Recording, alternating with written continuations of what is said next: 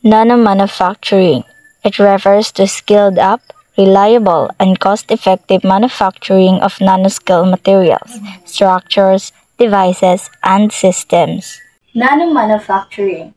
So, ang nanomanufacturing ay tumutukoy sa paggawa ng materyales o produkto na may maliit na sukat or tinatawag na nanoscale. So, ang purpose nito ay para makagawa ng mas matibay, magaan, mahusay, at epektibo. So, for example, sunscreen. Ang sunscreen na mayroong nanoscale ng zinc oxide ay isang halimbawa ng nanomanufacturing. Napapansin natin kapag tayo ay gumagamit ng sunscreen ay makikita talaga natin kung gaano ito ka-epektibo. Dahil ang sunscreen ay may maliit na bahagi, ngunit makikita natin kung gaano ito ka-epektibo. Two fundamental approaches to manufacturing. Bottom-up fabrication. It manufactures products by building them from atomic and molecular scales components. Bottom-up fabrication.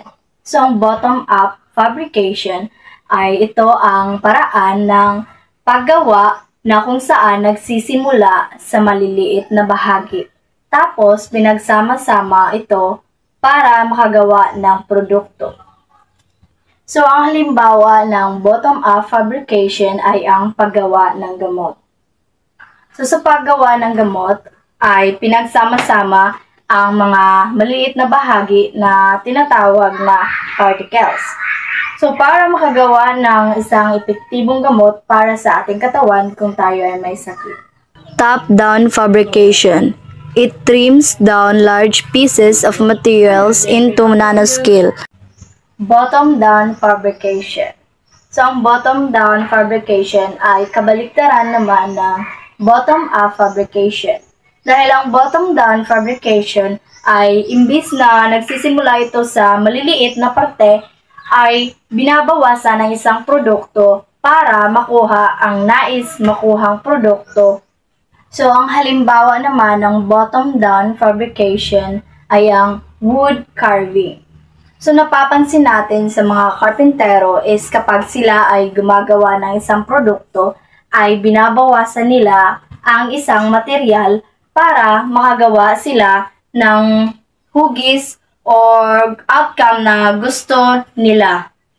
New approaches to the assembly of nanomaterials. Deep pen lithography.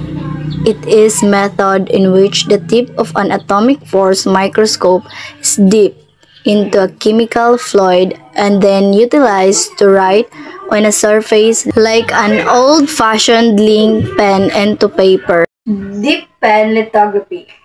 So, ang deep pen lithography ay isang teknolohiyang pang-nanoscience na ginagamit para isulat ang mga molecule o chemical sa napakaliit na ukit. Gamit ang dulo ng atomic force microscope na parang pluma. For example, biosensor. So, sa hospital, yung mga scientists sa hospital laboratory ay gumagamit sila ng DPL para makagawa ng biosensor. Para mas madali nilang makita, for example, may sakit ka sa dugo.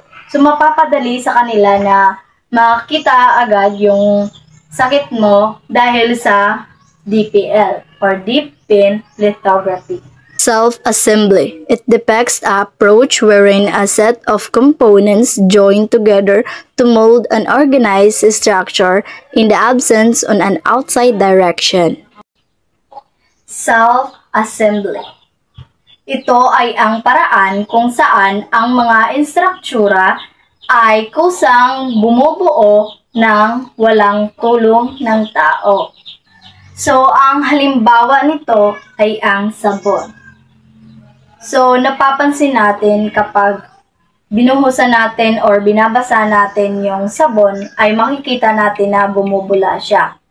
So, yan ang example ng self-assembly. Chemical vapor deposition. It is a procedure wherein chemicals act in response to form very pure, high-performance films. Chemical vapor deposition. Ang CVD ay ang paraan kung saan pinagpapatong-patong ang isang chemical na gas sa isang bagay, para ito ay maging matibay, makintab, at hindi madaling kalawangin. For example, kutsilyo sa kusina. Ang kutsilyo sa kusina ay ginagamitan ng chemical gas para ito ay hindi madaling kalawangin. Meron pa akong isang halimbawa, ang cellphone. So, yung cellphone natin ay ginagamitan din ng chemical gas para hindi ito madaling magasgas at para maging matibay at hindi mabilis masira. Nanoimprint lithography. It is one method of generating nanoscale attributes by stamping or printing them onto a surface. Nanoimprint lithography. Ito ay ang paraan ng pagtatak o pag-ukit ng maliit na disenyo sa isang bagay. So for example, stamper. So ang stamper ay ginagamit para tatakan ang isang bagay para hindi ito madaling kopyahin at pikiin.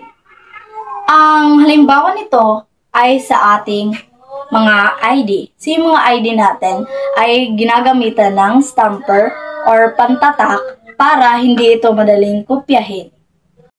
Molecular beam epitaxy.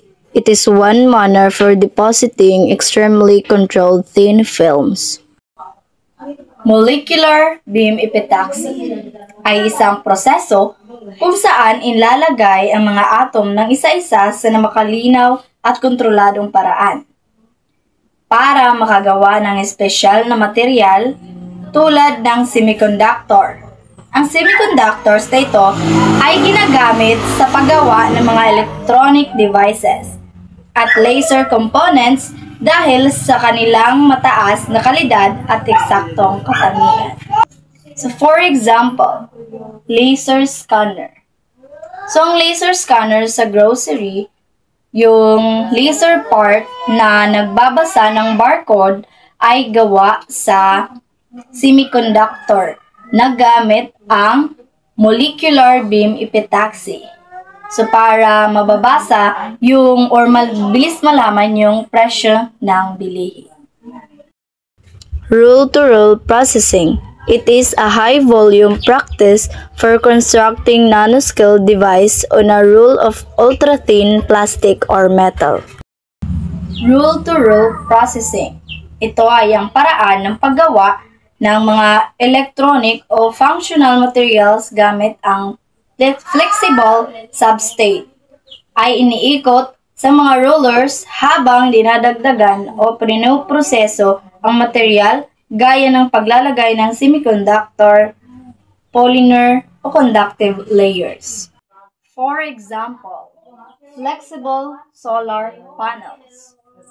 So, ang flexible solar panels ay ang manipis at pwedeng i-roll na solar panels na pwedeng idikit sa bag, bubong o outdoor ay ginawa gamit ang roll-to-roll process. Dahil dito, mas mabilis at mas mura ang production ng mga solar panels. Atomic layer epitaxy. It is a means for laying down one atom layer on a surface. Atomic layer epitaxy. Ang atomic layer epitaxy ay isang proseso sa paggawa ng material kung saan iniipon ang mga atom sa isa't isa sa ibabaw ng substrates. So, ang halimbawa nito ay ang thin film coating sa eyeglasses. So, sa eyeglasses natin ay ginagamit ang ALE para maglagay ng napakanipis at pantay na protective coating sa lenses.